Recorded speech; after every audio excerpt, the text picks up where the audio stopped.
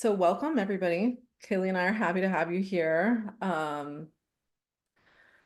This workshop is going to be pretty informative, a little bit of fun, and I hope that you leave with something new. Kaylee, do you want to start us off?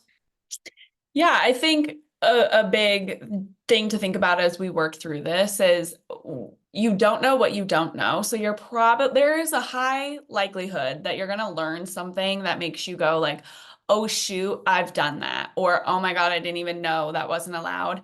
This is not at all a moment of like holier than thou or like your shame or anything like that. This is truly an opportunity to be like, so many of us don't know these things because there is just not, we have so many other things on our plates, right? There's so many other things that we are experts at.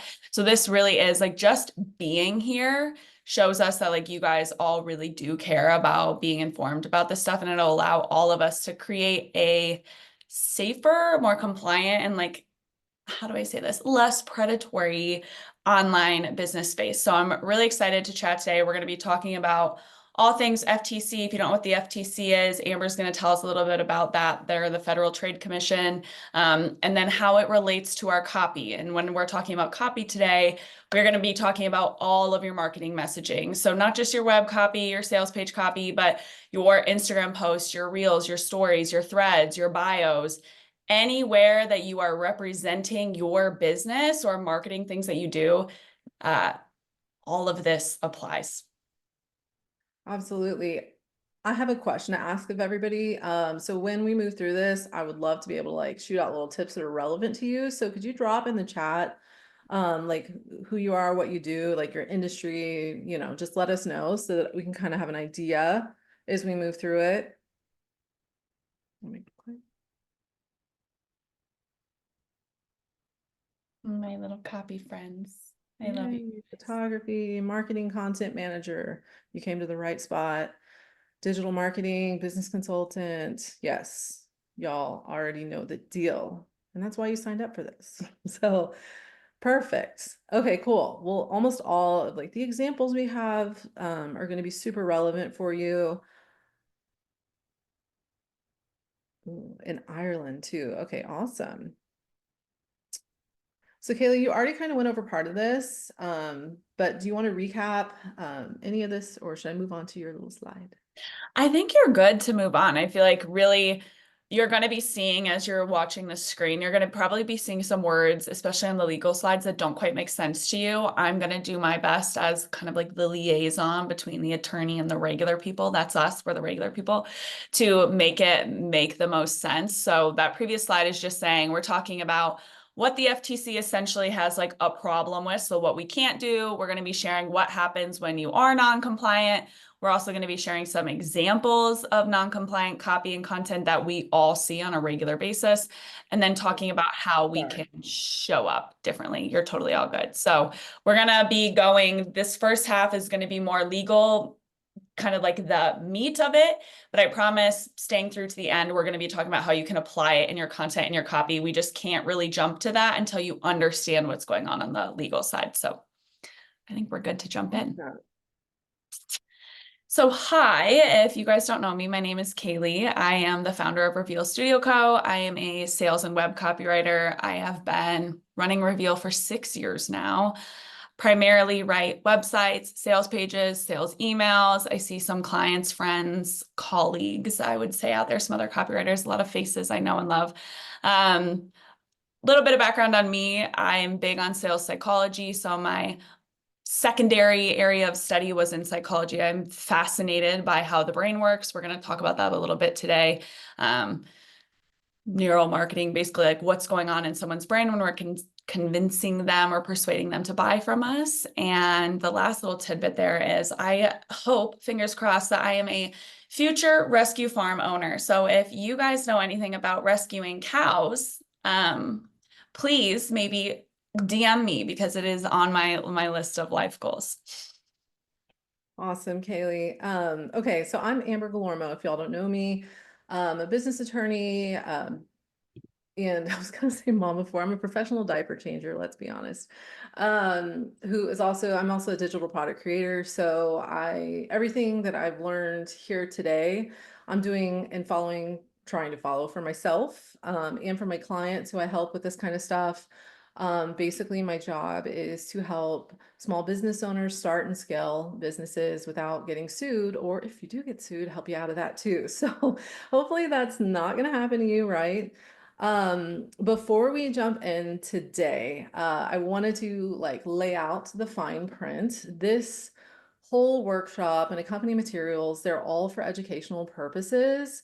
None of the information should be construed as legal advice. You know, I'm a lawyer, but I'm not your lawyer until we have an attorney-client relationship. Those kinds of legal advice, you know, is relayed on a one-on-one basis after a lawyer has sat down with you and reviewed your, you know, website, your copy, and giving you specific legal advice. So if we're, especially in the Q&A portion, if we're answering questions, it really is just information. It's good info and it should be taken and applied as such, but just disclaimer out there. And I think kind of word, you're going to hear me say disclaimer a lot today. A disclaimer is something that we're going to probably um, I don't talk too much about, but if you're in health and wellness space, if you're in financial, if you're a lawyer, you'll see all lawyers have disclaimers. You also need a disclaimer if you give any kind of professional advice. It's just good business practice. And I know we have a couple of lawyers on the call. So by all means, y'all, I am terrible at managing chat too and presenting. So if you are like totally confident in an answer, if somebody asks a question, I would love it if you would help me answer it. That would be super helpful to me. And on their behalf, just know if they're answering a question, it is also just for informational purposes. Um, Also, Amber, I'll handle the chat while you're talking. Don't even look at it. Oh, I got it. okay, let me close that. Okay, but I will answer questions at the end too, obviously. So part one is going to be understanding who the FTC is, what they do, and why it's so important for us. So the FTC is the Federal Trade Commission. They are the US governmental agency responsible for enforcing and making laws that surround consumer protection and just business practices as well in the US. Their laws are also relevant to foreign companies who do business in the US or target US customers.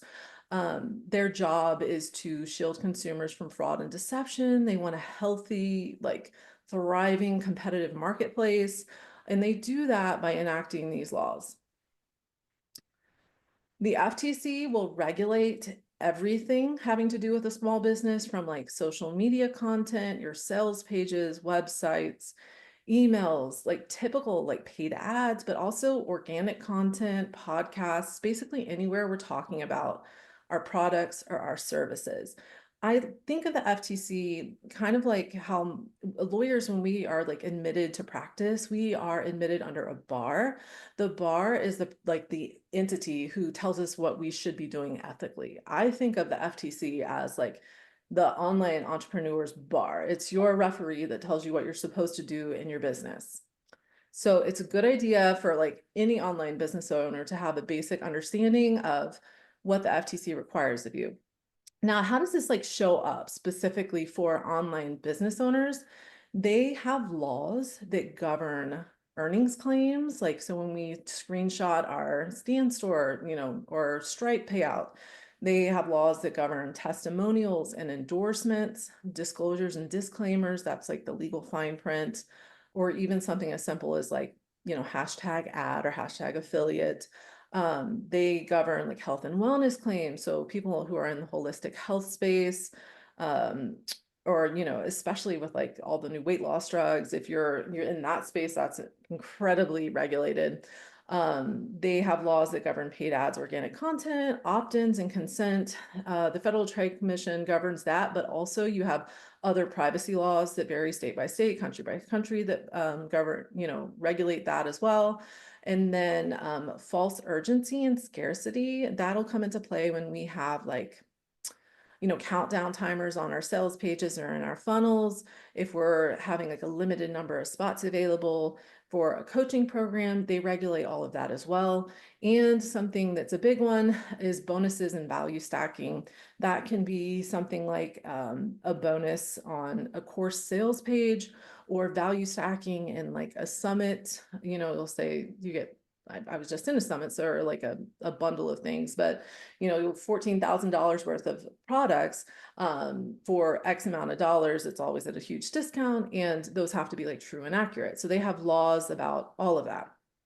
Um, the laws are so incredibly like vast. There's so much, right? You can't learn it all at once. It's going to be so incredibly overwhelming. So what Kaylee and I did is we have been scrolling social media for months now and like looking and seeing like what are people commonly doing that's wrong? Like what's the most common thing we're seeing? And that is going to be the earnings claims and use of testimonials. So anything that revolves around results in our business, that's basically the top two areas where online entrepreneurs often face FTC scrutiny. And why is that? Like if they're concerned also about, you know, bonus and value stacking and these things, why aren't those more focused? And the reason is because numbers and specifics, like how I made $1 million this year or how you can make $10,000 a month, those are just, it's like a red flag for the FTC. It's a trigger. And Kaylee, I wanted to ask for your like sales psych, you know, input here, but it's a trigger for the FTC because it's a trigger for consumers. Can you explain like kind of what the psychology is behind why those like numbers that we see in our marketing are so important for the FTC and the consumer? Yeah, for sure. So, as Amber said in the beginning, the FTC's job is to protect the consumers. So, obviously, the FTC has to be aware of what is working for consumers to know what needs to be protected, right?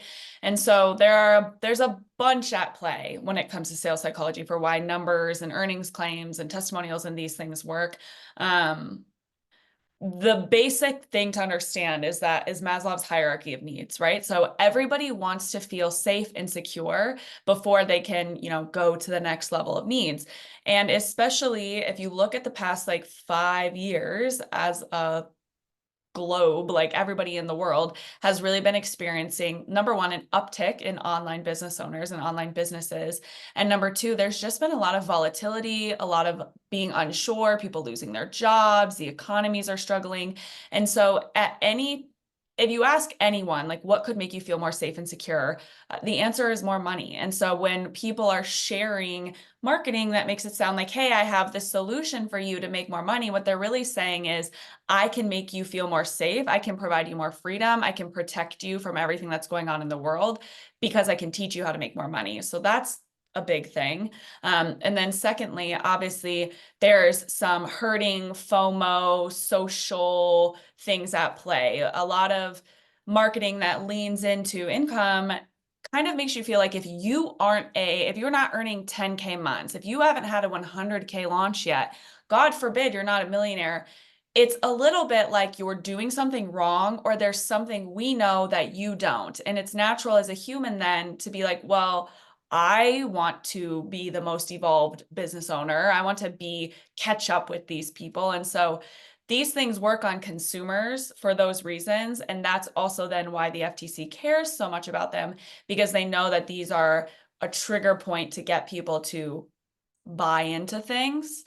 And then they need to be paying attention to making sure that, hey, whatever they're buying into, they better be able to back it up, because if they can't, well, then it's non-compliant, which we're going to kind of get into. Yeah, that's exactly right. You'll see that a lot of earnings claims, like in results claims, those how I made $1 million in my web design business this year, those lean like I use the word predatory a lot. Those lean very predatory in their practices because they are like honing in on a very vulnerable like part of the human buying process. And that's one of the reasons why it's under such like scrutiny, as you explained, like by the FTC in general. So it's also the focus of today's workshop. Penalties for non-compliance. This is kind of like the why it's so important. Obviously, it's really good to be super ethical in your business. I will never shame anybody for, if you've done some of these things, like I too have fallen like prey to things. I've purchased things because of FOMO. I've like signed up for a ridiculously expensive coach who turned out to have fake followers just because I thought they'd be able to teach me something about growing on social media. And that was, fraudulent, right? So we are all probably in this world, even unknowingly. And so when you realize the penalties for non-compliance, it can kind of make you think twice about like our actions moving forward and why it's so important. And also important to hold our peers to that standard as well, and the people we buy from, the coaching programs we participate in. Um, Enforcement actions are very public lawsuits that are kind of like worst case scenario from the FTC. If they see something wrong, just know they've been watching you for a long time. And normally you would receive something called a warning letter, but not always. That's a public notice, like putting you on notice of your actions, and it can result in a like lawsuit or an enforcement action. There can be civil penalties up to, there's an increase this year, it's $51,744 per violation, which stacks up very quickly. An even worse penalty in some cases can be disgorgement of profits. So they will come back after all of your revenue, everything you've made, not just your net, but everything you've made. They can order mandatory refunds to your customers, and that is very common what they do when they get a judgment or an order to resolve a case. Normally they will, if the funds are there, send refunds to customers. They will require that you notify your customers of the action and what happened. They can get something that's called an injunction, which before anything's ever decided, that's done at like the beginning of a lawsuit. And that makes you stop doing your business essentially, but it will stop you from illegal practices, but effectively it makes you stop doing business. So, and then what's another common thing is that if you ever do get in trouble with the FTC, they can require you to like ongoingly report, that's not a word, they can require ongoing compliance monitoring and reporting to them, which is a huge burden on a business in general. So, I mean, just think of that. And I don't know if anybody here has been in a lawsuit, and I'm, those are always private things. So if you've ever like been a plaintiff or a defendant or something like that, or even on the jury, you can see how stressful it is just in a normal lawsuit. And like that can be something, I say normal, like a divorce or a car accident or something like that. They're incredibly stressful. And when you compound that on top of your business, it's just, I mean, let's talk. It's our like take home. It's our money. It's how we, going back to the idea of our safety, it's how we provide for ourselves. So it's just so incredibly difficult. And the reputational damage to your business, because everything that happens with the FTC is public. It's on their website. It's a public pleading. You can go and like download everything, read everything that's happening. And it's leads to normally like financial insolvency if they are able to get a judgment or order against you, which one thing about a federal lawsuit, all the lawyers here can back me up, they will not bring a indictment against you unless they are pretty certain they're going to be able to get a conviction. So they've already been watching, they have their evidence, their ducks in a row, and you don't know how long they've been following you along for. So it's something that carries a huge burden, and a lot of people don't realize it until they're on the receiving end of one of those warning letters or enforcement actions. And so I'm just pulling two recent examples of the FTC at work, and these are both in the sales and coaching space and like program spaces.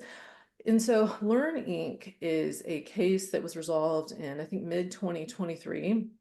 So last year, I was like, what year are we in? Last year. And I don't know if anybody has seen the ads that are being run on Facebook and Instagram right now from Anik Singhal. This is his company. He went through this process and he's very vocal about how incredibly stressful it was to be a business owner receiving like an enforcement, undergoing an enforcement action with the FTC. So he has a podcast on this topic. I encourage everybody here to go listen to it. I'm not an affiliate of any kind, although he does have an affiliate program for his compliance courses now, but what his story is super compelling when you look at it.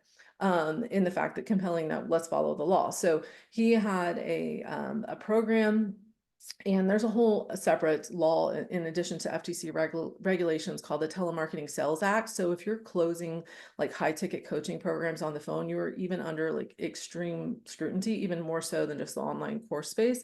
The Telemarketing Sales Act is kind of like beyond my pay grade. I have like a basic understanding of it, but it's not what I do. So if you have questions about that, like DM me and I can point you in the right direction.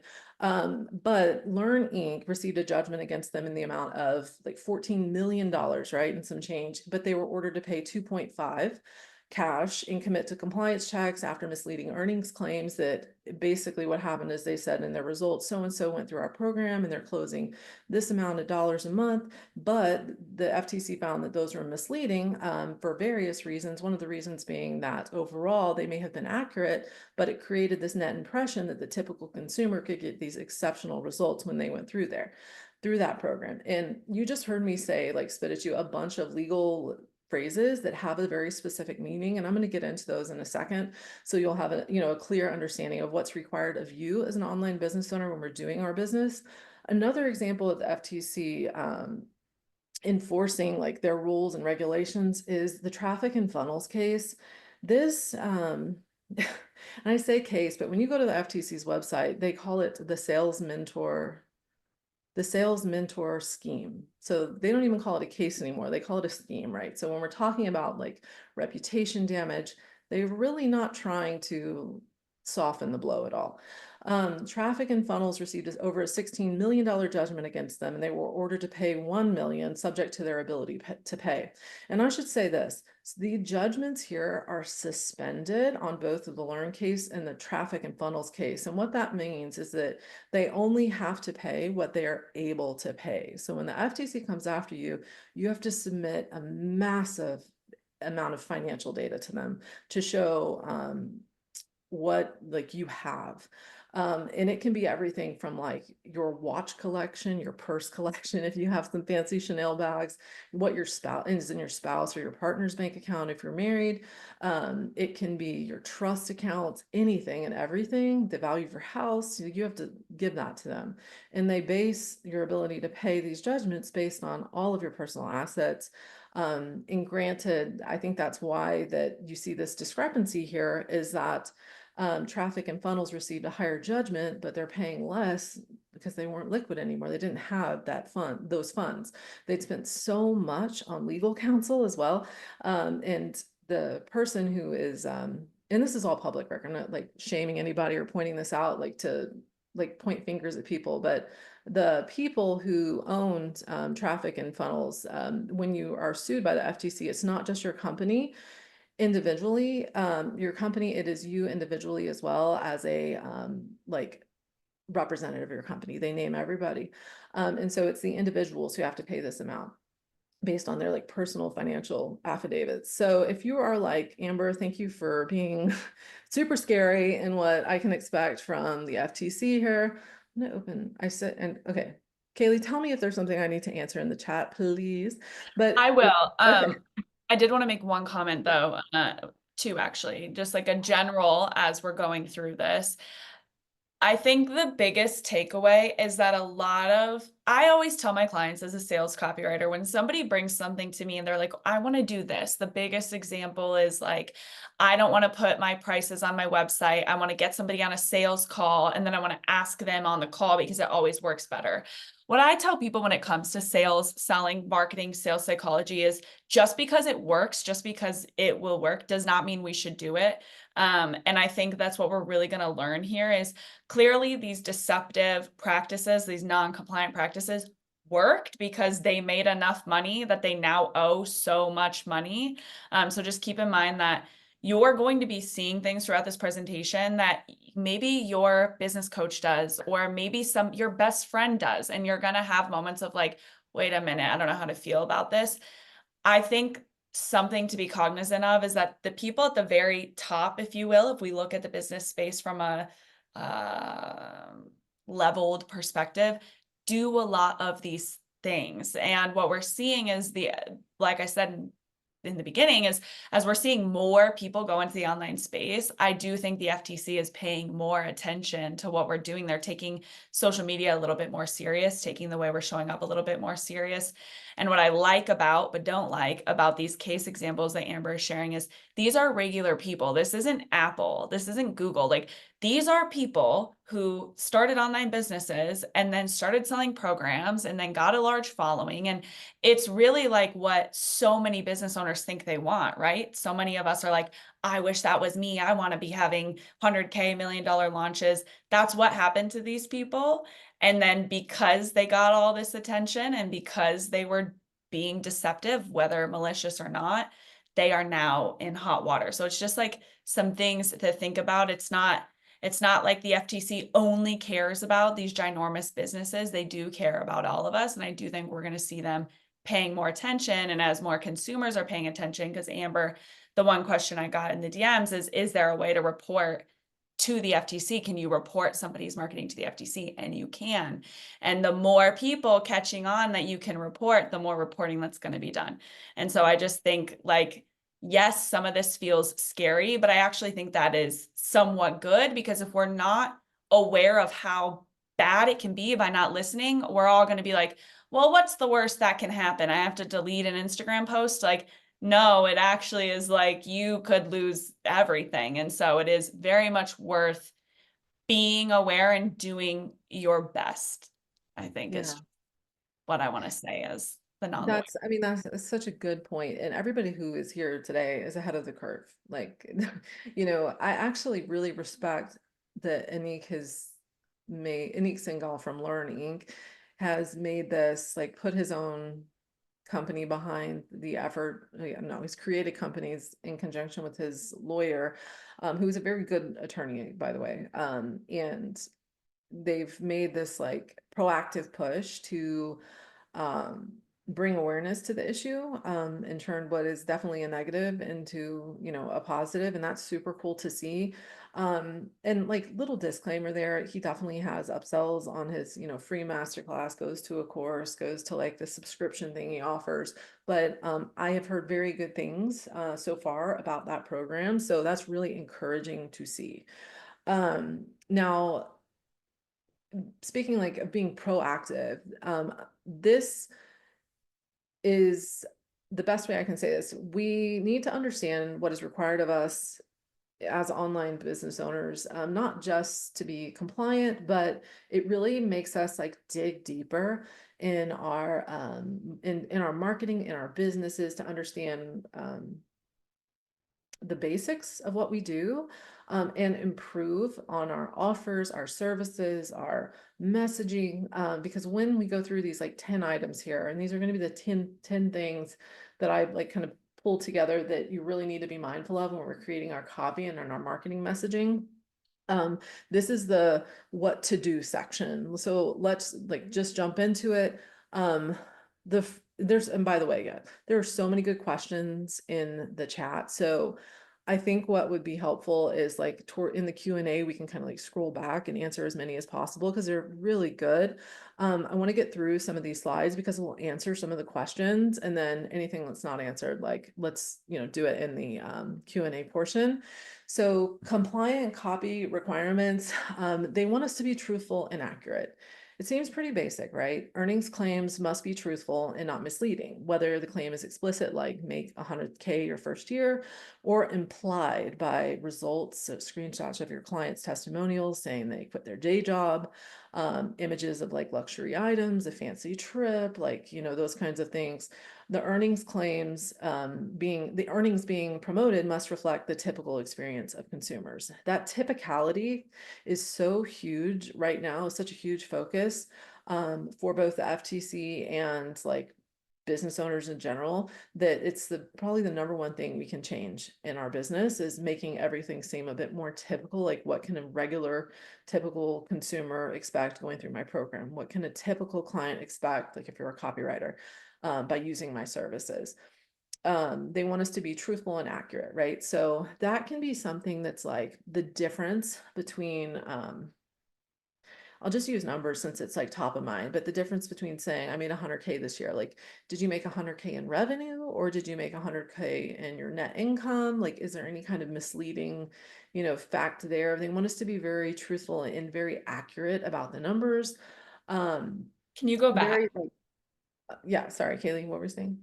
uh, from our conversation earlier, I think two things came to mind that even for me after chatting with Amber, where it was kind of like a little bit like, oh, so here you can see that it says like implied, right? So testimonials, images of luxury items. I think we can all think of, and I'm not thinking of anyone in particular at all, but I think we can all think of people whose entire brand, like every brand photo they have is them in like Gucci, Prada, they're making sure their fancy purse is in the photo, and then they're selling programs teaching you how to become a luxury business owner, a high earner.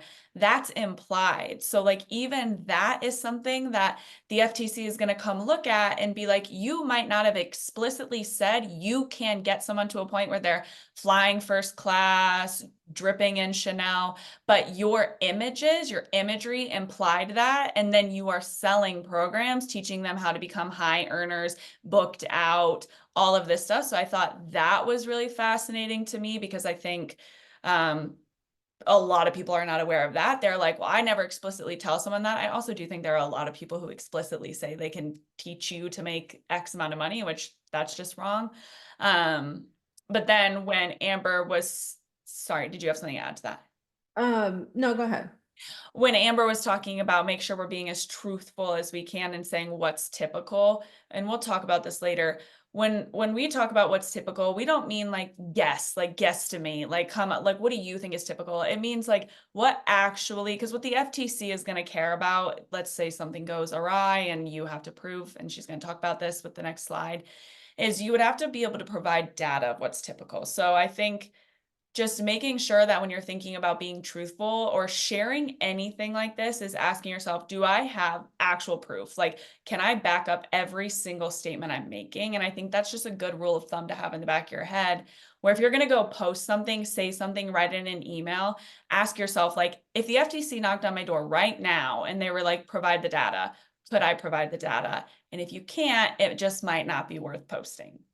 Yeah, and I think using like a number that's, I mean, excuse me, an example that's not a number. So I just launched a legal magazine, which is amazing, by the way. But on my sales page, when we were doing the copy for it, not Kaylee, but so I don't want to say that you wrote this, sorry. What was on there was like the last legal resource you'll ever need. And I was like, you know what, that sounds really good. But it's not exactly accurate, right? Because it's probably not the last legal resource somebody's going to need. So I had to change that. I said the last legal resource you'll ever want. So a tip for maintaining truthfulness and accuracy is maybe using less absolute statements, or just really thinking like, what does this phrase actually mean? Is that an accurate representation of what this thing is that I'm selling? Because that kind of statement, like the last course you'll ever need, the last coach you'll ever need, that's actually not compliant with, what the FTC requires of us. So substantiation, this is a huge one, and that means that you must have evidence to back up any earnings claims. And remember the topic, so I'm phrasing everything like earnings claims or testimonials because that's kind of the focus for today. But you must have evidence to back up any claims before making them. And this means having concrete, reliable data to prove that the earnings you're stating are not only possible, but typical for the majority of your clients or customers. There's the lawyers are probably like, yes. But that means that there's a lot of gray area, because what does the majority mean? What does typical mean? It's majority is not all, it's just a majority. And it can be very difficult as a business owner to decide, do I have enough data to substantiate this claim? Those are things that are something that you get more comfortable with after you've had experience like collecting data regularly, like through surveys and other things that Kaylee's going to talk to you about in depth in a bit. But substantiating that means backing up the claim we make. And substantiation is a legal requirement for the types of claims that we make in our marketing. And Kaylee, feel free to interject anytime you want. Another requirement for us, and there's 10 of these I'm going through here, are going to be clear and conspicuous disclosures. So if your earnings claims are not typical or represent a best case scenario, like an amazing client result, you must provide a clear and prominent disclaimer stating that most people will not achieve these same results, and disclosures need to be easy to notice, understand, placed near the claim itself, not buried in the fine print. So what that means for us is that putting a general disclaimer on our site, hyperlinking it in the footer of our site, even if it's on its own individual subpages, as all your legal policies should be, that is simply not enough. You need to incorporate those disclosures, those disclaimers into the copy itself. And that truly does mean in the place on your website where you're featuring testimonials. So I encourage you to work whether it's on a template or with a copywriter, somebody who takes ethical marketing very seriously, so that they can work that in a very natural way to highlight the results and make it seem very relatable to your audience, but also making it very clear what are the typical results. That's considered like a disclosure legally. So that's something we want to make sure is clear and conspicuous on our sites. I see a lot of notifications popping up in the chat, so I'm sure there's gonna be lots of questions on this one, or comments. But another important topic or important item for us to understand as online business owners in terms of what is required of us is going to be no misleading impressions.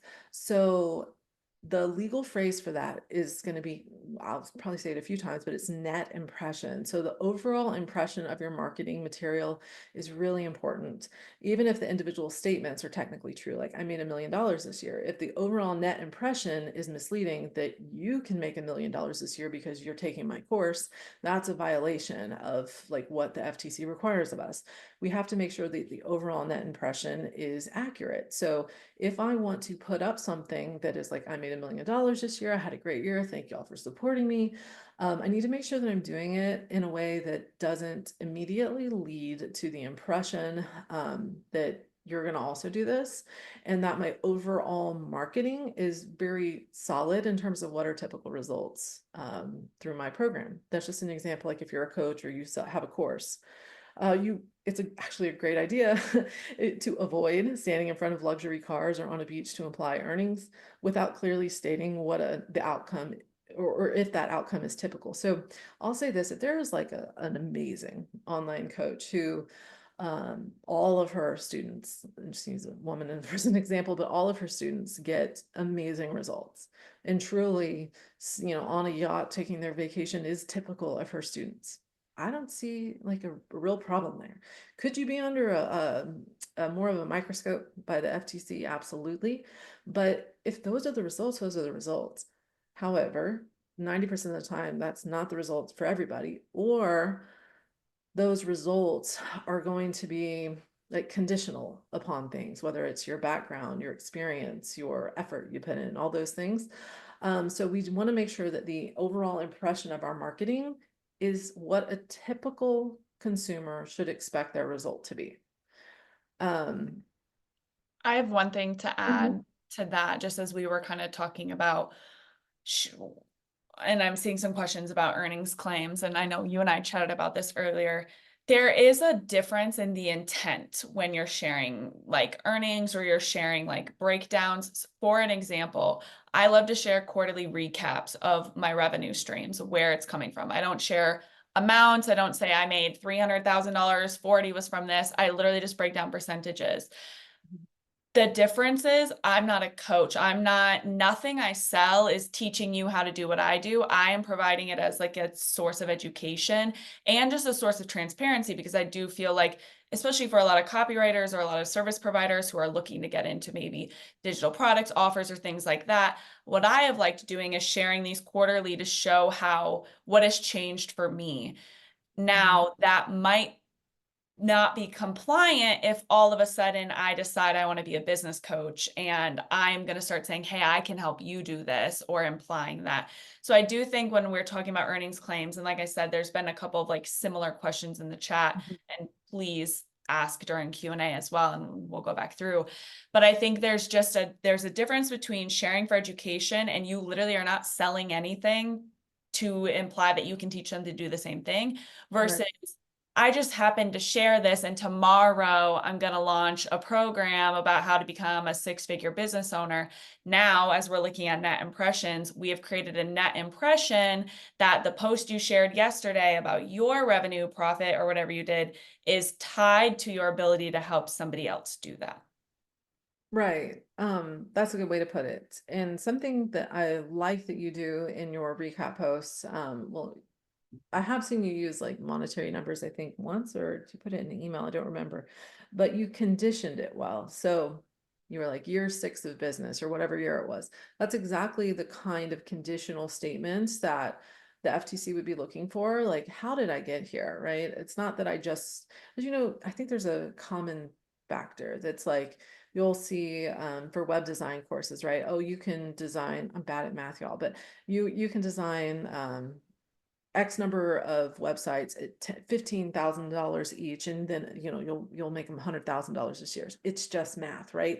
Well, it's not just math, because it requires like a lot of skills to get there. It requires lots of years of practice. It requires the confidence to execute that kind of stuff, and all the stuff they don't tell you. So making those conditions like apparent in your marketing, like how you got there, helps you with that net impression argument.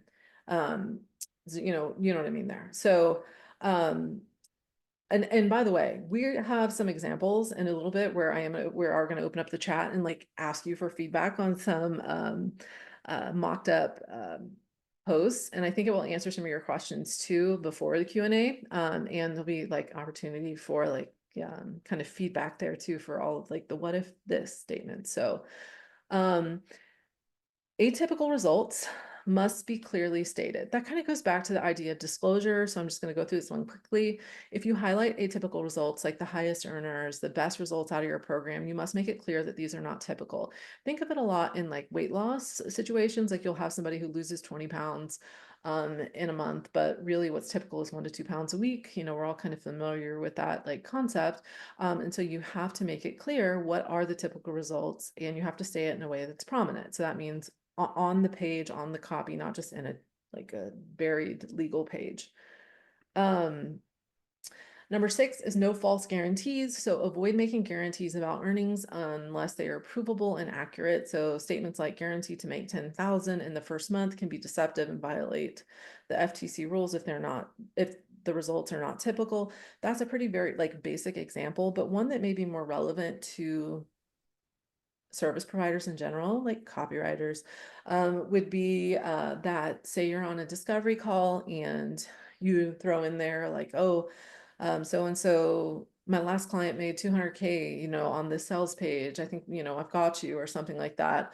That is an implied, well, it's kind of like an express guarantee, and you don't say it like you're guaranteed to make 10K, but you do imply those results, right? By throwing out an example of somebody else's results that maybe they did make 200K, but it still implies that they're guaranteed to make something. So you want to avoid making those guarantees unless that is the average result that somebody gets by working with you as a copywriter. It could be the same thing for as a coach, as an educator, that kind of stuff. And applying that to like the health and wellness space too, like maybe, there's a big push for like holistic health products, like for example, tallow for face cream, like, oh, my acne cleared up by switching to this like all natural like tallow. Okay, yeah, maybe one person's did, but did they have any diet changes? Did they have any like other things that went into it? Like we have to disclose those if that's not typical of every single person using our like our face cream. Number 7 here is use of proper use of testimonials. So this is one that becomes really important when we're talking about net impressions. So our testimonials or endorsements featuring earnings must reflect typical results unless you disclose otherwise. So if a client has an exceptional success story, include a disclaimer explaining that the results are not what most customers achieve, and even go so far as to say, what do most customers achieve, especially if you have that data. And if you don't, we need to start working on that, which Kayla will help us explain in a little bit. Also keep documentation to back up the claims made in the testimonials. So did you know that businesses, like if our clients say, oh, I made 25K this month because they want to, make us feel better, but really they made 5K, and we put that testimonial on our website and they actually only made 5K, we are on the hook for it if like somebody were to ever come after us and call us out about it. We are responsible for those results that we showcase. So just know that. And like a kind of a pro tip here is make sure you have a testimonial release as well, giving you permission to use it. And in a testimonial release, you can have your client or customer guarantee that the information they're giving you is true and accurate. I think, that's a legal assurance for you, right? But it also maybe makes your client think twice. Oh, is that really the accurate number? Just so they have it correct and aren't like accidentally inflating it. That's really important. Okay, Number 8, disclose material connections in our testimonials. So if you have an affiliate leaving you a review for a product or something like that, you need to make sure that you are disclosing that relationship with them. It's really common for us to see now disclosures like for, well, I say common, some people do it, some people don't, right? So like if an influencer is promoting a product, half the time they don't, I suppose, but you're supposed to put like ad or affiliate or something that's very easy to understand and super clear the relationship that they have with your business. And so, for example, if you've given a person like um, free access to your program and they're in exchange for a review, you have to disclose that they were given free access. Like that's actually required, because sometimes their reviews will not be the same as if they weren't given free access. So you need to make sure it's disclosed and prominently, like under the review, or even like you can do very good prompting when you're asking for them for feedback and like make them work it into their response. So you can do it that way as well. Number 9, no deceptive practices in general. So I think that's just trying to approach some of the very common things that we see in the industry and question, like, is this really like, does this feel right? So you need to ensure that there's no false scarcity. This is where I see it like the biggest, the way it manifests the most. And that's like whether it's a coach saying there's only 5 spots we're opening up for this program, but in fact, like they have unlimited spots, they'll sign up everybody they can for 10K each. So, I mean, if that's the case, that's deceptive and it's not illegal, it's not allowed. Or even something that's super common is like say somebody opts in to my funnel through a freebie and I give them a time limited discount and there's a timer associated with that, a countdown.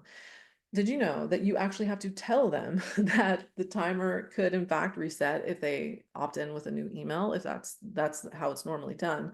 Or there are third-party app integrations, and I think Lauren Evans, who is on this call or was on it at the beginning, she found some apps that can help you like make that actually the timer actually and the discount actually expire. So yeah, I think that that's a big one. The FTC just wants us to be transparent in our practices and they don't like urgency. The reason that Telemarketing Sales Act is so strict is because when you have somebody under pressure, like being on the phone and talking to somebody, they consider that like a more urgency, like more force, like, kind of not like you're forcing them to buy from you, but it feels like a more urgent, right? It's a stronger need, like it's a more of a communication thing with them, like you're closer to them. They may feel more inclined, like they have to buy from you. The FTC doesn't like that. They don't like urgency. They don't like forceful communications. They don't like high pressure situations. So they really want us to be transparent in our marketing. And I do think like that kind of felt sketchy anyways, like on funnels when I'd go through that and see that. Um, and I've opted into another funnel to get the discount that I missed that expired, like if I wanted to buy something, but it never felt really right. Like it just felt kind of like wasteful in the first place. So if you're going to offer a discount, just offer a discount. And you can make it cute in your funnel to say, hey, like if you missed it, like maybe you could opt in with a new email. Like you can make it in a cute way. And I think that's what like working with, again, a copywriter who like understands the I guess the better way to phrase that so that it converts better, it really becomes important. So number 10 here, and this is the one I think most people like will say, oh yeah, it's common sense. Record keeping and monitoring is what is a legal requirement. Like you actually have to do this. And I think so many people miss it. You have to maintain records of your earnings, of your each and every earnings claim. So if you screenshot something and you put it on your bio, not, excuse me, on your Instagram stories and expires and you lose your phone, you don't have record of it. Like you have to keep records of each and every like earnings claim you make, each and every testimonial you have to keep records of that. The FTC can require you, actually, I said may require, they absolutely can require you to produce that data and so much more if there's ever a complaint or investigation. And if you don't have that data, you're really at a loss, and hiring like forensic scientists and data folks to go in and pull that stuff for you is so incredibly expensive. It's so expensive. It is actually the single most expensive thing in discovery, is hiring the experts to come in and gather that stuff that you could have kept and save yourself, thousands, hundreds of thousands of dollars. It is so, so important. So if you're not like some magical unicorn type A person like Haley, and that's just not something you do naturally, I'm there with you. It's not something I do naturally either, even as a lawyer. So I have trained like my OBM to help me with some of that stuff. And I guess, systematize some of that now, like just electronically. That's not the right way to phrase it, but so it's automatically done, right? For you, that is just so incredibly helpful. So whether it's working with the systems like Girly to help you get that stuff sorted, like just an example of what I'm talking about. So things that can trigger the FTC to look at your business would be things like really high chargeback requests, an excessive number of Better Business Bureau reports. It could be reports directly to the FTC. It can be because an agent was scrolling on your Instagram one night and saw your ad on their For You page and they just didn't like it. Any one of those things. They can ask for like all of your merchant data history, so your entire Stripe record, every communication you've ever had with every person who's ever asked for a refund. Did you tell them that you would give them a refund in exchange for them removing a review, which is not allowed, by the way? Did you, like, how did you communicate with them? They can ask for all of that. And I mean, even our Slack stuff, like internally with our teams, they can ask for all of that. And some of it can be excluded if it's not relevant or if it's privileged or other stuff, but they can ask for all of that. So it's really important for us to keep clean records and understand what's required of us in the event that anything ever goes wrong. And that's really not just the FTC suing you. That kind of stuff can be requested just through normal civil lawsuits, like if you upset the wrong customer. So now that you're like have a pretty clear understanding, well, a better understanding of like what not to do, those case examples, and these 10 things, like these are the 10 things that I'm supposed to be doing, right? Let's look at some examples and kind of talk through the chat and see what may not be right with these and what could be better.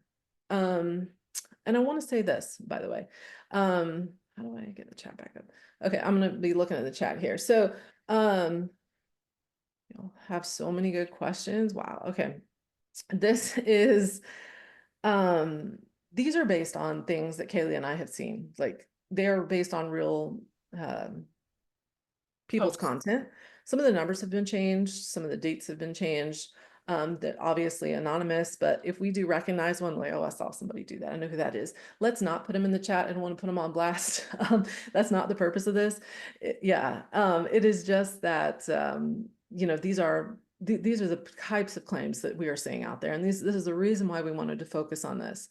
It is feeling very same in the online space. It is feeling very like, I don't know, just kind of everything's running together. And these types of claims are the ones that you'll see go viral a lot. And so the reason is, right, going back to that psychology that Kaylee was talking about, people really want to make money, and it's totally understandable, but it is super predatory. So looking at, and Kaylee, help me with this too, please, because you can relate a little better than me on some of these. Looking at like this Hannah example, these are going to be, both of these are showcasing client results. What do we see? I guess first question first for y'all.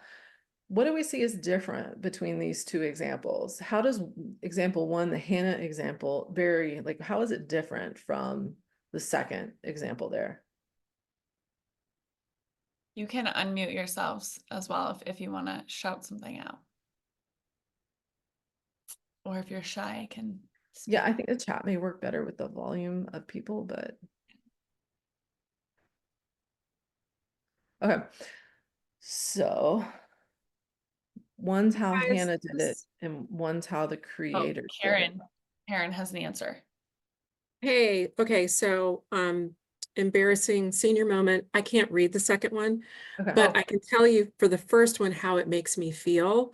So there's something called negativity bias, which is something that's kind of innate in human kind of psychology that says, I'm going to do everything I can to protect myself. So anything that relates to provision has a physiological and psychological kind of response. So we look at something like 100,000, which to most of us is appealing, and we say, I want that. So the very first thing is it's misleading, because for all of us that have run businesses for any amount of time, we know, one, that getting to 100,000 is not as simple as it seems. Even if you make 100,000 in one event, there's a whole lot of work that goes into it, and it doesn't happen in 6 days. There's this whole other thing that happens behind it. So the very first thing is it's completely misleading. I think it creates this kind of, mouth-watering effect that just isn't sustainable for most of us. Yeah, that's a good point. So, what I wanted to kind of highlight for y'all is that the first example here, a lot of people will call it's called referred to as a case study, right, Kaylee? Yeah. Right. So it's like, I know you guys can't see it and can't scroll through it. So this is something that I think people approach and say, I'm safer to do it as a case study because this is more editorial, right? It feels more explanatory rather than like, hey, look at check out these amazing results, right? Like it feels like it's safer because it's a case study and not just like a screenshot of some results. But legally speaking, the FTC treats case studies and screenshots of results exactly the same. So when we are showcasing client results, we still have to follow that concept of, if this is not what a typical customer consumer can expect from my business, if this is not what they can expect as they move through my program, then I have to say very clearly how it differs from a typical result and what the typical results are. So there's nothing wrong, just inherently wrong, by selling through like results. There's nothing wrong with that if you do it right. If you disclose like what is typical, and you can say, buy my program, I can't guarantee your results, your results are going to vary based on X, Y, and Z. This is something that is really important to work in to our case studies and to our screenshots. I think that the one on the right here, the POV, is going to be harder to make compliant than the one on the left. The one on the left is like, right, so they're scrolling through it, they're seeing all the different slides with the case study. You can very naturally work into typical results in the case study example. It's harder to do on the one on the right, because there's not the space, right? So the POV, like you can't just do it in the caption, is what I'm trying to get at. You can't just do it in the caption. It has to be in both the like visual aspect, the auditory aspect, and in the written part as well. I think that, let me see. I saw a question. How do we define typical? Is that just an average? So that's going to get into this concept of surveying and looking at majority data. And it is, typical is like the average. What can people expect? Like, what's the average result? That's a kind of like a good way to put it, either or. Looking at, yeah, sorry. No, I was going to share because a lot of people here are familiar faces, and I am someone who does, when I am selling something, like I just was launching the complete AI copy buddy, and I shared a lot of like DMs that I was getting. One thing that I've challenged myself to do to kind of, be as ethical as I can be is not to share every single one that I have permission to share, because you should always ask for permission. You shouldn't just screenshot conversations you're having. But I did, full transparency, I got one out of, I think, like over 120 different people who purchased it. One person saying it didn't work for them. And I shared that testimony, or I shared that DM, and then I talked about ways to improve the output that you were getting from your copy buddy. And so I think people are really afraid to share anything that might make them look like they're not perfect or their offer isn't perfect. And I would just I would challenge you to look at it differently, to use to think of all feedback as good feedback, as long as it's not like malicious and just mean and someone's just ripping you to shreds.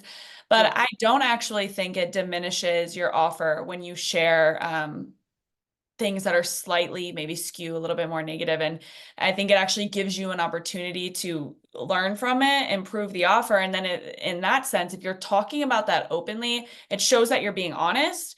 And then it also shows that you are a business owner who is willing to like come in and maybe fix or refine or improve things. So that's something that I've really made a rule for my business, is that if I get a DM from someone, like especially when I'm talking about a specific product or an offer and people are loving it, sometimes I do, like I said, I got one where somebody said, hey, this didn't work for me. I will share it. And then I will also try to turn it into an educational opportunity to be like, hey, here maybe are some ways to make it work better for you, or here's what I'm changing with your feedback in mind. Yeah, I want to also answer this question that Mallory asked in the chat, because it really goes to the concept of typical and average. When you start like dissecting that concept, you'll realize there's a lot of nuance to it. And she's asking like, can majority be based on those who complete a program versus those who bought it? And I want to say, when you are running a business, there is always risk involved, right? Especially in our marketing. It's going to be safer if you base your typical and your average on those who purchased it versus those who completed it. But also, when you survey somebody, you're not going to ever have 100% of the people respond. So what's really, I think, what you see enforced is on the people that you survey, what are their like responses? What are their results? And take the average of that. I don't think that you can base it off of one or the other, because who are you surveying there? And what's the goal for that? I mean, the goal would be to skew the results, right? A little bit more leaning favorable to like those who totally did this, got this much, and did through their following this much. So I'm hesitant to say that's like totally okay. I just think it's a matter of a risk. The fact that you're surveying people anyways makes you so much safer. Like, let's just say that if you're basing it on any kind of data and not just pulling it out of thin air because it sounded good or you saw somebody else's do it on their sales page and wanted to do it too, like, you're probably going to be okay if you have some data. I'm just being totally honest, like in terms of the results. So I want to look at these two and talk about these two examples up here. There are two different kinds of earnings claims: express, meaning I'm saying I made this much money and you can't do, or implied, because I'm standing like on my private jet and I'm implying that you can make $1 million too by taking my program. That's the difference between those two. But what can we do to make these more compliant? Like, start with the first one here. Here's what I didn't do to make 10 million in my business last year. Does anybody have any suggestions for what they could do to make it more compliant?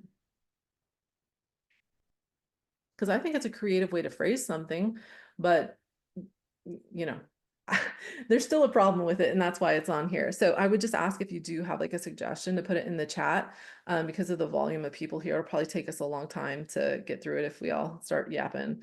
Okay, I'm not going to put anybody on the spot. So if it's hard I to have come an up with, idea. yeah. Oh, add a disclaimer about how we'll go with what they're saying. Yeah. Okay. So her copy says change your life forever. So it implies you do her program, you make the 10 million. That's definitely a huge problem, right? And Kaylee pointed this out on our little run through call. She was like, it says comment money, please, which, is the mini chat trigger, or some sort of automation trigger. But I love that phrase for a online business coach, because I feel like it's probably something somebody's doing out there. And yes, it's really impossible to say that any program can change somebody's life. But that's not really my problem with it, isn't the change your life forever. I think that she needs a disclaimer, right? She needs to say that she needs to qualify it that her success isn't going to be your success, right? She has a background. She needs to tell us what the background is. And you can do it quickly. Like, you don't say, oh, Amber, like, I don't have enough characters to do that in the caption. Just do it. Like, you need to do it in some way, whether it's like, you get, the past 7 years I spent building my business, I was able to get here. You can do it in a way that feels natural, but you need to qualify it. And here's like just an easy tip. What if she said, here's what I didn't do to make sales in my business last year? Like, what if she just took out the number? I know the number gets you clicks, right? The number is going to get people to engage with it, but the number is really dangerous, just because it really draws the FTC's eyes in terms of they hate seeing numbers. They really do.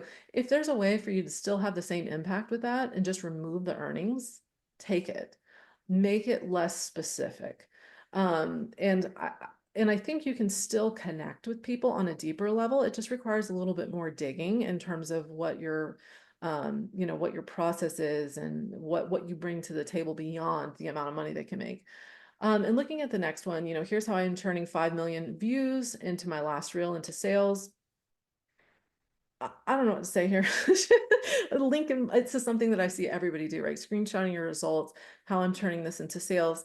I think that this one is not so bad, because it's more process focused. Yes, she had an exceptional viral result. So what I would do to make it more compliant, in the caption, I would say like, look, this is an amazing result. Not like most of my reels do not get this kind of views, because that's true. Like nobody's going 5 million views on each reel, each and every single reel they post.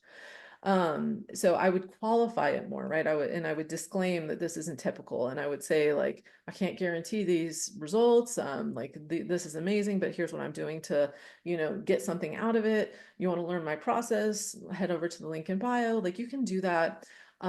It's still a little risky. I'm just going to be totally honest. Anytime you have numbers on it, like, because you're implying that they can get 5 sales by views, and it doesn't always equate. I've had a couple viral reels now, and I rarely get sales from them. So I think it's very hard to do that, and you have to be an experienced marketer. You have to have a clear and defined purpose to the content, an easy way to convert them on the back end. So it is very conditional. So I think you should be very transparent about that and make it clear in the caption, and that would make it safer. Amber, a big cue people are having is, does the disclaimer need to be viewable at the same time as what we're qualifying? Like on the left one, since it's a carousel. I think that you mean on the first slide. Yes, like does it need to be on the first slide, or could it be tucked on the last slide?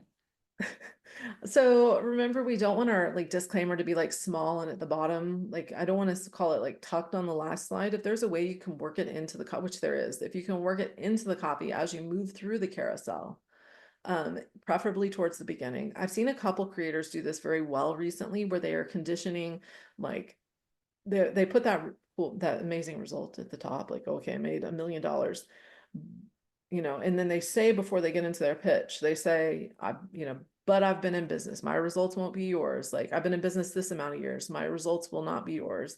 I can't guarantee you these results. And the real tricky part is, how do you then work in typical results? That's what makes income numbers so hard to do legally in your business. You should, in fact, make sure all your conditional stuff is in that slide deck.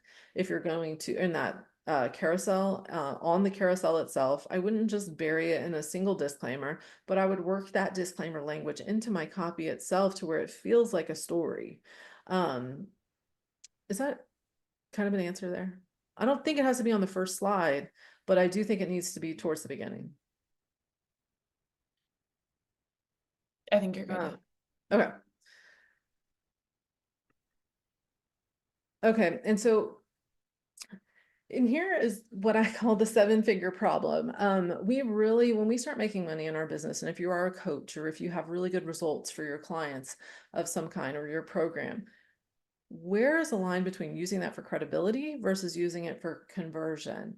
And I say this because, I'm not telling you that it's illegal for you to put, I made 7 figures this in 2023 on your anywhere. Like I do think there's a legal way to do it. If you're using it to build your credibility as a business owner, if you are using it to like build your authority, it's okay to do, as long as you still have a clear disclosure upon your history, and the overall net impression of the rest of your marketing combined with that statement still doesn't make people think that just because they take your program, they're going to have your results, unless they really do have your results, which is amazing. Like, let me buy that program. So, I think that people will think that like they can put 7-figure earner in their bio on Instagram and just be like, hey, that's just, my facts, like that's my history. But if the next link is to purchase your product or your program, you're running this little bit of a fine line that you've crossed there, right? Because it's right next to the link to purchase. So is it your authority and your credibility not influencing people to buy from you? It probably is, right? So legally speaking, there's not much of a difference. It's slightly safer when used for credibility purposes, like say there's not a CTA on your post, there's not like a sales, there's nothing else, right? It's just like you talking about your results, like you're happy, you're thanking your audience, like, yay, I did this.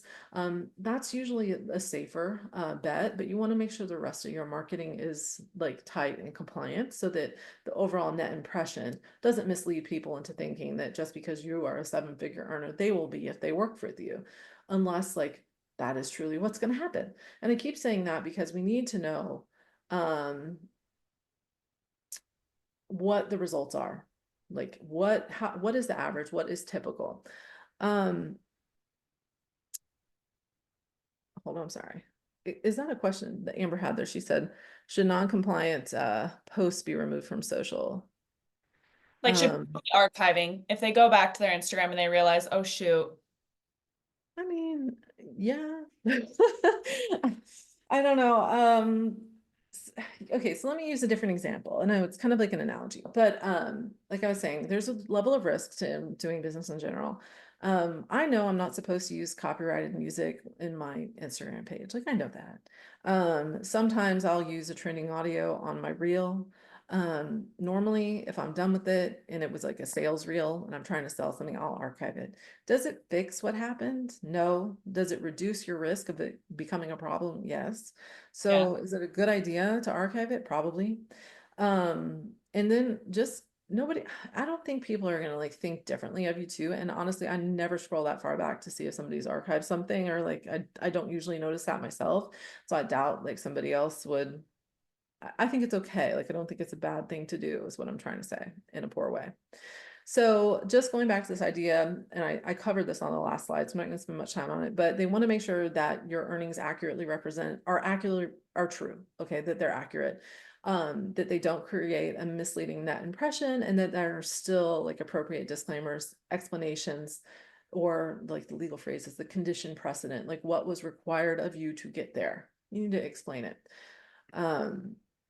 Part 3, this is where I want y'all to like, let me just hand it over to Kaylee. She's so much better at this than me. But this is the part that I think is going to be like eye-opening in terms of the things we can do that don't involve just screenshots of our like stand store earnings. So Kaylee, do your thing. Do you want to click through or would you like me to share my screen? Oh no, I can click through. Okay, perfect. So yay, I'm excited to chat about this. And I see a couple people repeating questions. We will get to them, I promise. There's just some that while I was handling chat, I'm not a lawyer. I don't want to give out the wrong answer. So there are a couple that I've intentionally ignored for Amber, but trust me, they're being seen.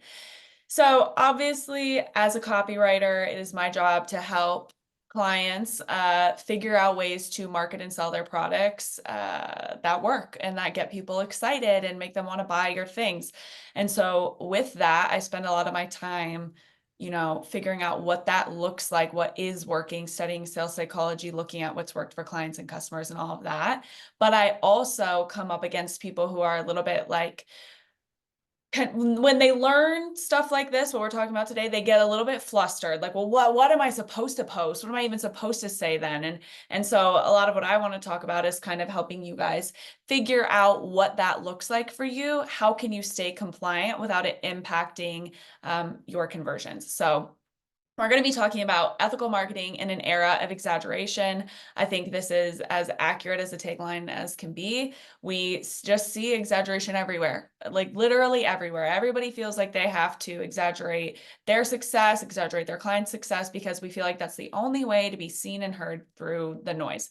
So the first step, I think, is really thinking about our brand values and thinking about individually what matters to us. I shared a couple here that are really important to me, but I think all of us should really try to embed in our business, in our marketing, in our offers, in everything.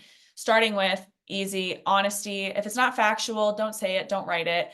I kind of said this earlier. If in the back of your head you're going, I can't prove this, like just don't, why risk it? Why say it in the first place? It's just silly. It can do nothing but harm you. Being transparent. So sharing the good, the bad, the in-between, not just the highlights. This doesn't mean that you need to get on and record your worst day ever, you crying in your car. Like that isn't, I think people hear transparency and they just take it way too far. What I'm saying, for example, some of you might know Carly Anna, she's a designer. Her and I did a workshop earlier this year where we talked about our biggest launch flops, because we felt like everybody is teaching these workshops and these programs on like how to have your biggest launch ever.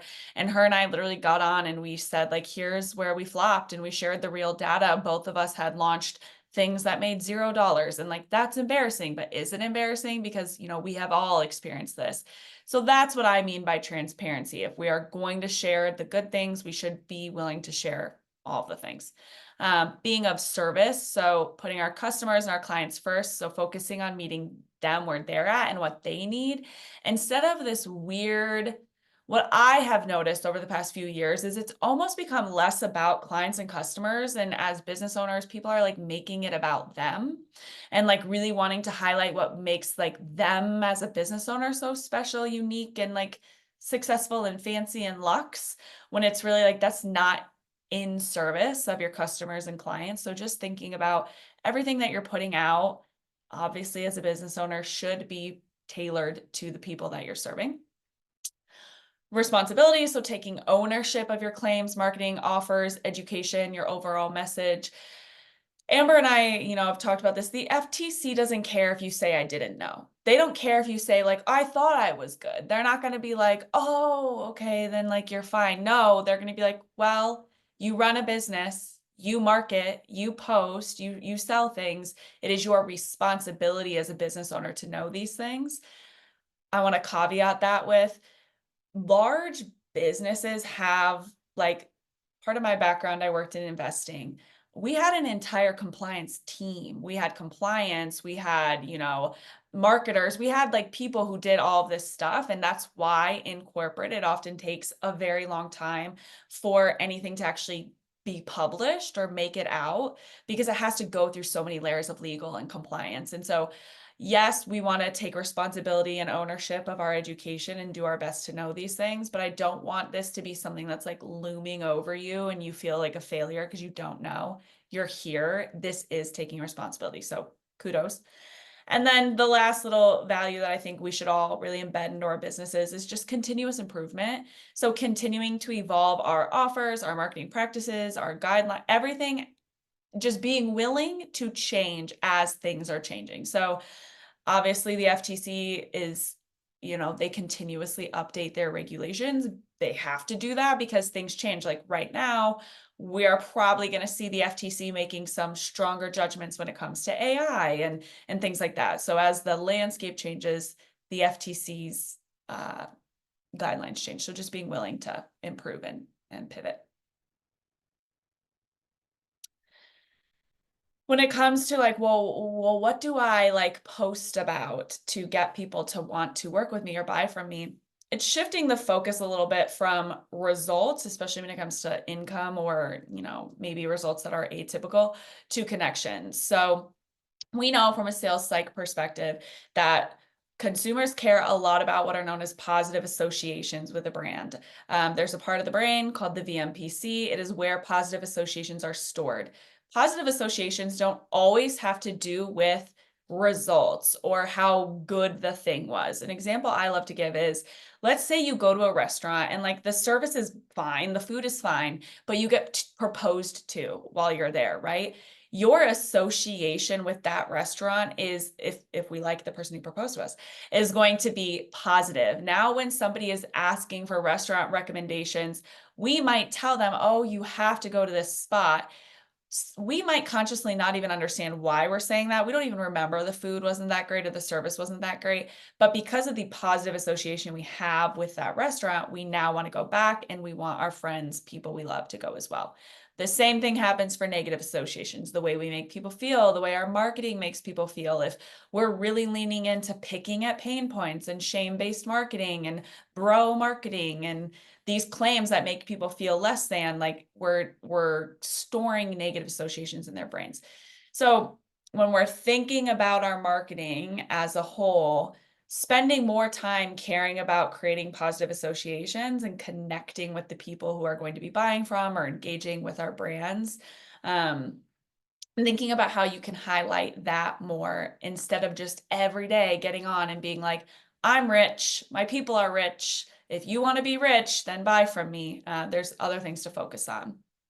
And we're going to kind of, on the next slide, I give you a few questions to reflect on. And I do actually highly suggest either, screenshotting this, going back, watching it later, writing these questions down and really spending time thinking about your answers. Not only is it going to help you gain clarity around how to market more ethically and stay compliant, but to be honest, like each of these can become a piece, if not multiple pieces of content for you, and likely then ethical content. So when we're thinking about what else can we use as marketing points or, content, would be questions like, what brings you and your clients the most joy and fulfillment when it comes to what you're doing?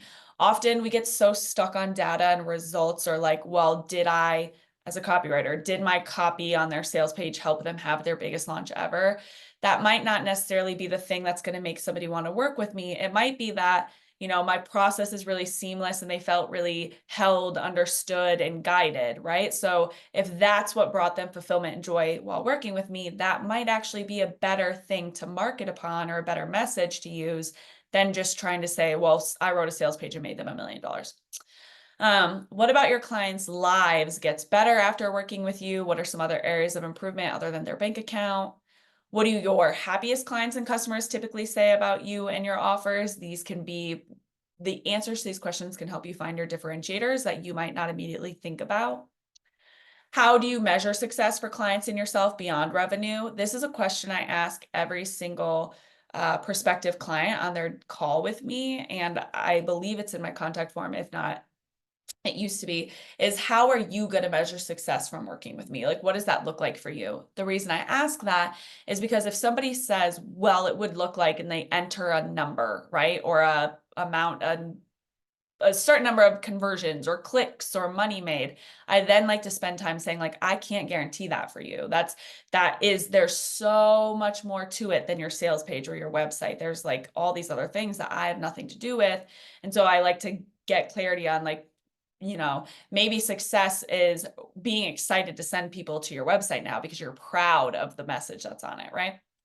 And then with that, what transformation do your clients experience beyond financial gains? So what really changed for them? The way that they show up for themselves, the way that they show up for their families, the way that they feel when they're online, all sorts of answers can be shared there, which is a really great segue into refining your USP, so your unique selling proposition.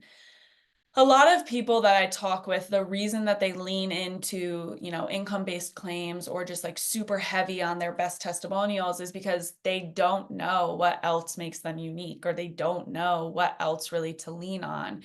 And so for whatever reason, especially in the online space, everything has become about money and income. But there is so much more to you as a business owner than that. I think, I like to think that the majority of us started businesses because of, either a passion, an expertise, an education, joy in helping people succeed in certain areas of their lives. And I like to think that that has to do with more than just making your clients richer and making yourself richer. And so on the next slide, we're going to be sharing some questions that you can reflect on to maybe refine whether it's internal, just you and your team see it, or external, you share it on your website and your socials, what your USP could be, or your USPs, because you could have multiple. So this could be, how does your process or methodology differ from others in your industry? Did you just do you function exactly the same way as everybody else? Probably not, especially as service providers. There are things that as a copywriter, I do extremely differently than other copywriters, good, bad, and different. It is something, my approach, my methodology is different, which plays into a USP. What part of your work gives you the most satisfaction and why? How does your style or approach adapt to different client needs or industries? So maybe you're somebody who doesn't niche down in terms of industry. You work with like a lot of different industries. Well, how does what you do change? So the way I approach an e-com website is very different than the way I approach, a service provider's website. I might speak to, if I'm on a call with a potential e-com client, I might speak to how that approach looks different, the different things I keep in mind when I'm, mapping out what their copy is going to look like.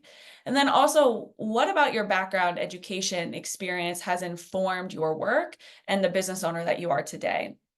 Maybe, for example, my education is in journalism and psychology. A lot of copywriters' education is either in marketing or they got into copy because they just love to write, right? So all of us have different backgrounds, educations, experiences. Leaning into those could help you redefine your USP. What I like to tell people is that, studying journalism and being a magazine journalist helped me get really good at research and asking the right questions to determine, what is the meat of the story here. But then my education in psychology helps me understand the consumer, what's going to work for them from a biological and psychological level. And then my time spent in corporate marketing helps me understand the basics of marketing, right? So all of those things play into what makes me a little different than another copywriter you might hire. And I think all of us can work through these questions to find a similar answer. We talked a lot about surveys and getting a more broad and in-depth look at what is, average or likely for our clients and customers. Surveys can be really, it's just a way of asking for feedback, getting feedback, testimonials, reviews, things like that. But surveys that can help you avoid sharing testimonials that kind of put you in hot water are more experience-based. So what we have here is they're still high converting, but they're safer. So you can also turn these into case studies that further expand on how you help people, what it feels like to work with you.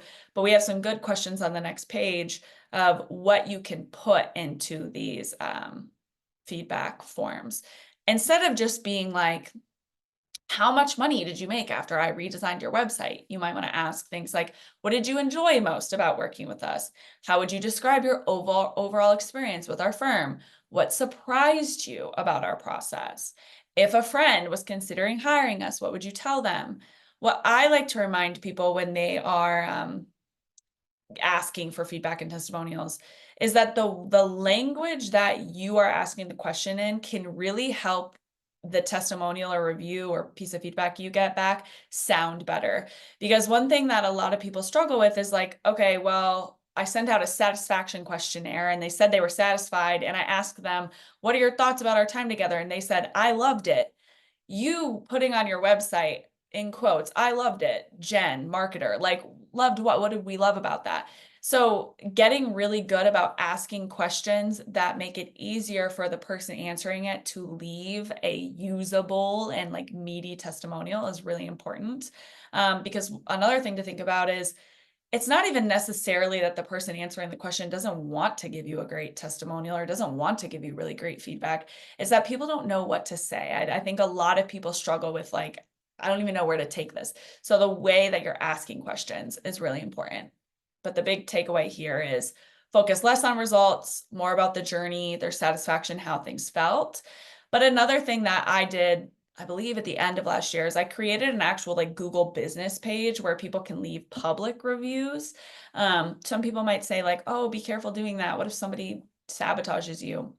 I don't know. I like to think that there's not that many horrible people out there, but what's great about this is that you don't get to edit or cherry pick Google reviews, right? Like you guys can all type in Reveal Studio Co. and find my Google page and read the unedited versions of what clients and customers have said about me. And it just provides a layer of transparency and kind of mutual trust between the business owner and the person considering hiring you. And so I love that I've seen more and more people doing that.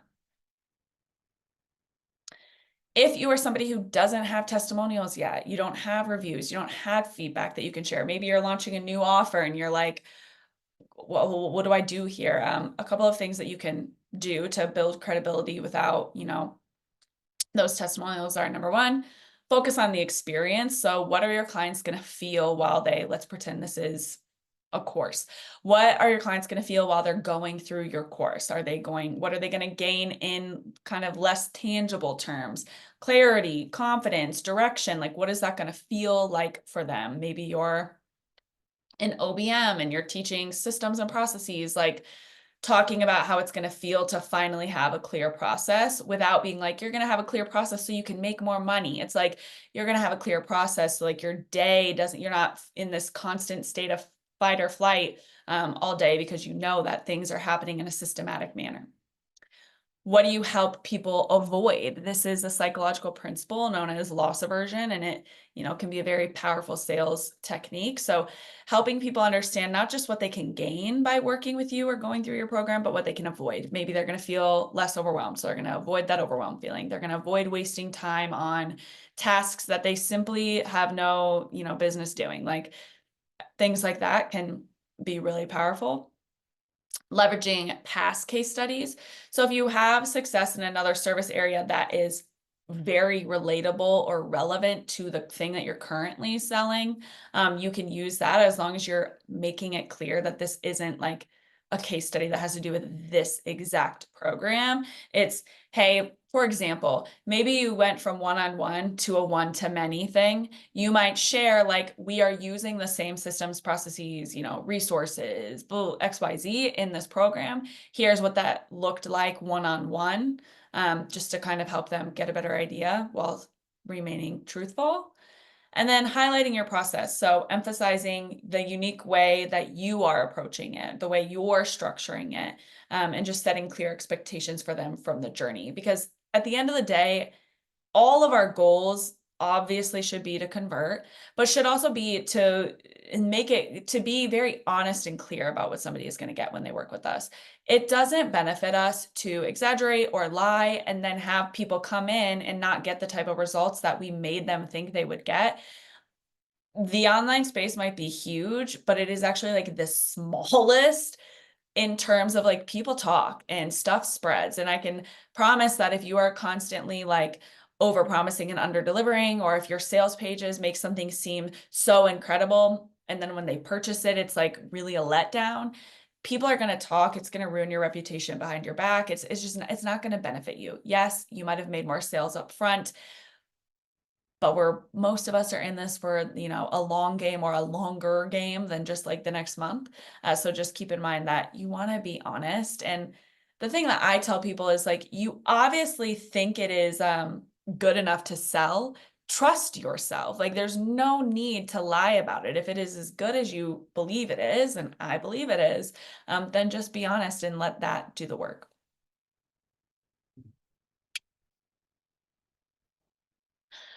I live in Phoenix. It's very dry here. Some key takeaways for ethical, compliant copy. We're going to share some practical tips for just making sure that your marketing is compliant. And a few of these are going to be repetitive, but that's intentional. We want them to really stick. So focus on the customer journey, talk about the experience, not just the results. Like I said, talk about how it feels to work with you, talk about maybe the different milestones, share your process, let the customers do the talking. Don't just focus on you know, essentially the money you could help people make, or if you're a social media manager, the followers you can get them, you know, there's got to be more to what you're offering. Be transparent and realistic. So like we were just saying, you really want to try to underpromise and overdeliver, or at least like deliver. I tell people, don't overextend yourself. I think we can take the underpromise, overdeliver, and we can like really run away with it and be like, you should lay it all on the line. I'm not implying that. I just mean like show up for your people, like do more than just as a copywriter, write the web copy. You know what I mean? Like listen really well, explore things with them, take their revisions seriously. Don't be, you know what I mean? Just like over deliver in small ways. And don't hype up what's not typical. So I saw this the other day on Threads. I ended up getting blocked, unfortunately.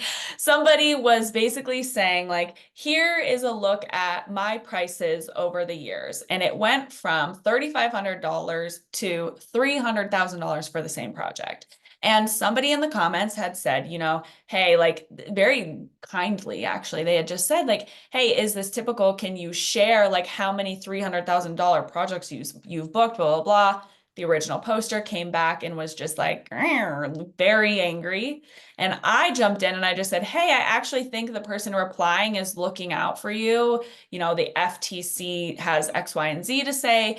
This question like is actually like the FTC would ask for proof as well. So like this person asking for some substantiation like is fair. And they did not love that, because what came out was they have only done one project for $300,000. And so it isn't typical. So let's say you have your best ever launch, or you have you know, a client share some like insane, like I have worked with people who have made well over $1 million on a launch that I did all the sales copy for. I'm not going to plaster that all over my website. I'm not going to make a whole piece of content about that, because the majority of the people I work with aren't making $1 million per launch. So just make sure that you're, you know, not hyping up what's not typical. Stay grounded in your brand values. They don't have to be the same brand values that I shared at the beginning of this. Everybody should really have their own, and they should make sure that they aren't just like words that they're throwing on their website, or that they're just saying like, these are my brand values. Make sure that you mean it and that they have meaning for you. So a value isn't really a value unless there's an action that's happening behind it. So if we're saying like transparency is, you know, one of my brand values, what does that mean for you? And get really clear on that, and make sure that everything you're doing, saying, selling, creating is in alignment with those brand values. Obviously, I would be remiss not to mention this, but I think one of the best things you can do is learn about sales psychology. Like I kind of alluded to in the beginning, this is an industry-wide thing where people are sharing income-based results, or like hyping up these less than common results, atypical results, right? And a lot of us can feel like, well, that must be the only way to be successful then, especially when some of the largest names are doing these things. I would just encourage you to learn what you can about sales psychology, because there are so many other ways to like build a very profitable and sustainable business while remaining ethical. There are researchers in labs across the world that study what is going on in the brain when people are being persuaded to purchase things. We don't have to throw spaghetti at the wall without trying to be cliche. They already know what works. So just figure out what works, take the time to get educated on what works, and then see what works for your people. I just think that's the biggest tip that I can give people is like, if you're feeling right now stuck, or well, what else can I do that's going to work? Learn about sales psychology. The professionals have already figured it out. We're not reinventing the wheel here. And then just a fifth tip, Amber and I did make something called the Copy Compliance Playbook. If you are going, oh my God, this is so much information, I don't even know like where to start, or I don't want to have to re-reference this video, that is something that you guys can grab. It's available to be, a link to purchase it will be sent out after this. You totally don't have to. We taught pretty much, you know, a really good coverage in this presentation, but it's something that I reference a lot. We have in there like say this, not that. We have trigger words to avoid. We have a copy compliance checklist. It can just be something that, especially like if you write a lot of sales pages, or you do a lot of promotions on social media, or even if you hire copywriters, it's just something that's good to kind of like run your copy through to double check that you are remaining compliant. We know that this is like a lot. This is a lot of information. And we try to create something that's like very easily referenced and offers like tangible, hey, what you want to say is X, but what you should actually say is Y. I think that's all. I know we just Yeah. said so much, but I think we'd love to open the floor to questions. Yeah, and I think I'm gonna stop share.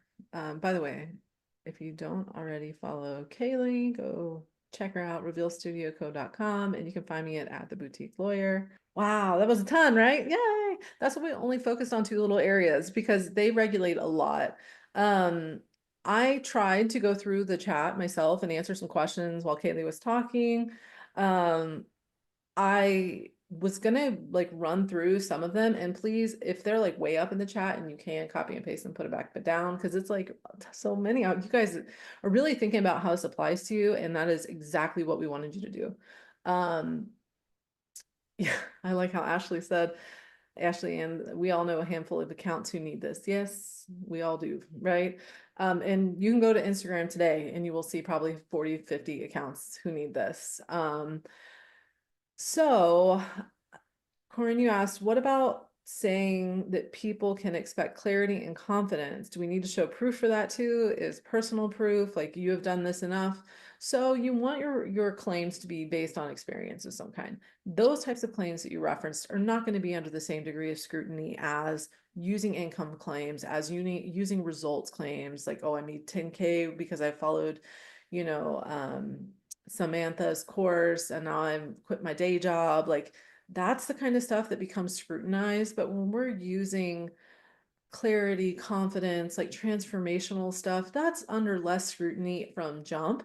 Now, do you have to have some sort of process to, if ever questioned on it, like why you said that? That's a good idea, but it's not like, it's not the same degree of scrutiny. So I don't want you to like, because you can, in the legal world, you can hyper focus on just about everything. You can split hairs on just about everything. And that is like the job for lawyers and judges and all those people, juries, unfortunately. And, you know, it can be very, don't get bogged down by it. What I tell like my clients in particular is focus on the high level stuff, focus on your overall messaging, and you will do 99% better than 99% of the online entrepreneurs. You're really going to do a lot better just by changing a few things in your approach. So I'm going to scroll through. If you have questions, drop them. Let's see. Kaylee, do you spot me? Let's see. I got that one. Okay, new messages going down. Can I say I can't guarantee any specific results, but here is what my clients have been able to achieve with my approach. That's a good way to incorporate a disclaimer into a statement. You still, so earlier this year, I think it was, the FTC came out with a rule that said, it was like clarification. It's one of their common sense rules, they call it. They came out to say, like, you do not just tell us results aren't typical. Results are not guaranteed. You have to tell us what are the typical results too. So it's a pretty kind of like basic way to put it, but you have to begin collecting data to support and show what the typical results are. And I think that's important. If a person who goes through your program typically experiences increased clarity and confidence, well, then you're good, right? If they typically experience a 2% growth in their social media, then you're good. Like, I don't know how to, you just need to make sure what our core messaging is the typical results. And if we do highlight those exceptional results, as we should, just make sure that there's disclaimers there that say what is expected and how that person got there. I think maybe not every piece of content that you do has to be a case study. I think case studies are good because you can kind of unpack more. And it really goes to showing like your level of detail as an entrepreneur. But it's the more you put, the better. I get that you can't do it every time. Like there's only so many characters in a thread, so you want to make sure that that overall net impression of your marketing is still like a typical average result, or you're saying what the typical average result is. Mallory asked, can you touch on how it works for those of us with a business outside of the US, but having some students and clients in the US? So you have to comply with FTC if you have students and clients in the US. Like if you were targeting US consumers, which most of us are who are on social media, right? Because it's worldwide, we're going to have people hitting us from the US. You are under the FTC's regulation. And Mallory, I think you're in Canada, y'all have the equivalent of that. And some of your laws in Canada are even more strict than ours in the US, especially for our people in the EU. Is that how we refer to European Union? Y'all, they're doing the most. Really, they really are. Even their fines are higher. So, you know, these are the basics. And so we just need to approach it. And that's why I really like wanted to partner with Kaylee on this in particular, is like, I can yap at you about all day the legal stuff, but figuring out like how to approach our marketing from a perspective of like your process, your character, all those things that aren't results is really where you can like make a positive impact on your industry and your business in general. Amber, I want to make sure you're seeing this question from Amber up here. She said, when it comes to earning claims, we have one we've been using since 2019. We haven't had capacity to resurvey yet. At what point does it expire? I asked what the claim was, and it's our customers earn X per year with our product. It has to be accurate for that year. Yeah, it needs to be accurate for the year you're marketing in. Or you need to say what year. Our clients earned X in 2022. That kind of becomes less impactful, right? Because it's not recent. Our clients earned this amount in 2019. Like that's even less impactful. You need to redo your data and use it for a current year or a recent year. And then Francisco asked, will there ever be a software or program to help run our social media posts through before I post to see if it's FTC compliant? So are you an affiliate of Anik? No, I'm kidding. Anik, I just noticed when I was listening to a podcast that he did a few weeks ago, I saw he has a software. I haven't looked at it, but it's something that can check the compliance of your stuff. I thought that was kind of cool.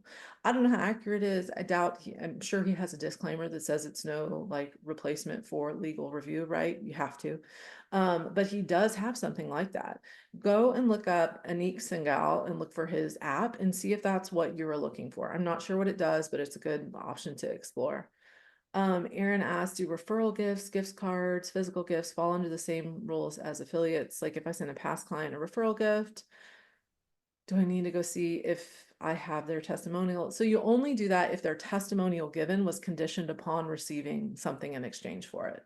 So for example, a lot of beta testers for courses will say like, hey, I'll give you a huge discount on this, but you have to give me your results. Like I need that for my marketing, right? That's a condition.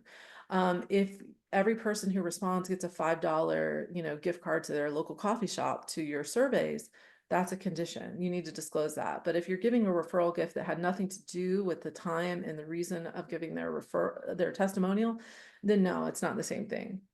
Amber asked follow-up question. We have customers making 50K per year with our product and customers making 800K per year. With such a range at hand, is it reasonable to provide an average even if our high earners inflate? That's a good question. Inflate the average. We do have people making 6 and 7 figures, but more are making 5 figures. So you're gonna have to have well, first of all, I think you should work with a compliance attorney because this is at this range, you probably do start running into like more of a microscope in terms of the claims. And that with this, your averages are going to be dependent upon many factors, but the way you say it has to be very careful because you're right. Exceptional results do inflate the average. So there's a different math way to do this, right? Where you're looking at like, it's the bell curve. What is it? I don't know. I think it's the bell curve. You guys, something like that. You have to look at that as opposed to just like the mathematical average of the numbers there. Anik Singal, yeah, there you go. Is there a gift for it? So, wow. Okay, oh no. Is there a gift for writing a Google review? How do we go about providing the if there is a gift for writing? I don't know. I have never tried that. Whether or not you can mark something as incentivized on Google, I don't know. I mean, I think you'd need to probably ask your client. I don't think you can do that, right? Is it when you go to a Google and you submit your review, is there a box you can click that says No, it's an I think Amazon does, Amazon? Okay, but that's I what I don't thought. think, I'm not yeah. real sure. That's just like a risky run. With that, it's probably not going to be too big of a deal, but if it was ever questioned, should it be disclosed even by your client? Yes. Or the person leaving the review? Yes, you can instruct them to do that. But I don't really know the way to mark that. And plus it's not a company owned asset. Like you don't own Google, you can't control what they're posting there. That's why it's a little different. Like you don't have to put like results not typical because you don't have the ability to do that there. So it's a different standard. So I don't think you're going to be held to the same exact standard for Google, maybe for Amazon, like maybe for where you have the ability to leave those kinds of things. So Val asked, would a non-monetary statement like this be compliant or non-compliant? I just working on. I help business owner turn their quiet website turns. Um, I, I mean, I don't know. It's medium for me. I think the thing with this is that you have, so it says in speaking opportunities into more inquiries from right fit, ready to invest leads. There's an ad that I saw recently that was like, how to get your next 10,000 subscribers who are ready to buy from you. And I was like, that's too many promises in one little sentence. Because how can you tell somebody you're going to get 10,000 subscribers and how are you going to tell them they're definitely going to buy from you? Just not from one course. That's not how it works. I don't know. I don't love that bio, but I mean, in terms of like the legal compliance of it, I definitely get where you're going with it. I would want to see like a little bit more of a not condition, but maybe it's called hedging, like less guarantees, and I don't think it guarantees it. This is one, let me back up. Sorry. I'm talking aloud and like thinking aloud. So I think with this, it really in any bio situation, you're limited on characters. The FTC recognizes that. And so they would say, well, does the net impression of their marketing say that by all of their, courses or whatever, that I'm going to make money? Like, is it a guaranteed? What is the net impression? So I don't think that statement on its own is super problematic.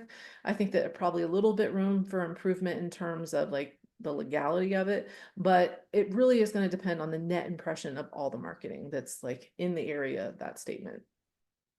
I'm Um, not, Amber, I just answered your question about like if we run a limited sale, limited time, limited sale, and then the day after we extend the sale, is this deceptive? The reason I asked is because sometimes people, and I've had this happen to clients, sometimes it really is a matter of like, and this happens to me all the time, and I finally like created a boundary where when I say the sale is done, the sale is done. And I make that very clear in my emails and in my marketing, like, hey, please don't be the person who DMs me 30 minutes after and asks to get it, right? The reason I asked for the clarification on like the reasoning of doing it is because it sounds like then, and it sounds like from your other comments that maybe you work for a company and this isn't your business. It sounds like that was intentional. Like that is, which makes it unethical because then the urgency was fake. That was false urgency. We knew that it was going to make people want to purchase, and then we wanted to make more money, so we extended it. So in that case, that's unethical, and that is like a case of false urgency. Right. Um, that's a good answer. So, I'm hoping, so I don't know that I'll be able to get to all of the questions on this, on this particular call, just because, we're running pretty far on time, but I want to get to at least the last, if you have a question in mind and haven't asked it yet, drop it in the chat. So Amber asked, do you want to clarify a point from earlier? The FTC can come after me as an individual for something my company posts about. It's like, why do I have an LLC if they can come after me, right? Or a corporation.